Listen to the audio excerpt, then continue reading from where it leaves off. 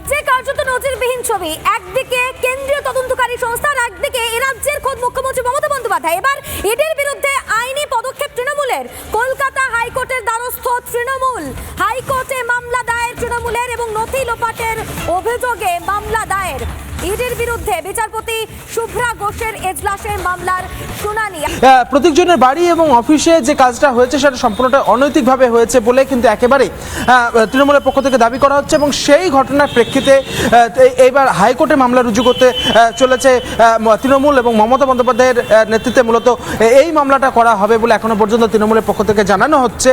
আজকে এই মামলার শুনানি হতে পারে। বিচারপতি শুভ্রা ঘোষের এজলাসে এই মামলাটি উঠেছে এবং সেখানে ইডি আধিকারিকদের বিরুদ্ধে মূলত নথি চুরির অভিযোগ করা হচ্ছে। বেশ কিছু গুরুত্বপূর্ণ নথি যেগুলো আইপ্যাকের অফিসে ছিল সেই সমস্ত নথিগুলো কোথায় চলে গেল, হারিয়ে গেল কিনা, সে সমস্ত বিষয়টি নিয়ে যেরকম ধোঁয়াশা একদিকে ছিলই, পাশাপাশি এবার ইডি আধিকারিকদের বিরুদ্ধে নথি চুরির অভিযোগ করছে তৃণমূল এবং হাইকোর্টে এই প্রেক্ষিতে মামলা রুজু করা হচ্ছে। শুভ্রা ঘোষের এজলাসে মামলা রুজু করা হচ্ছে।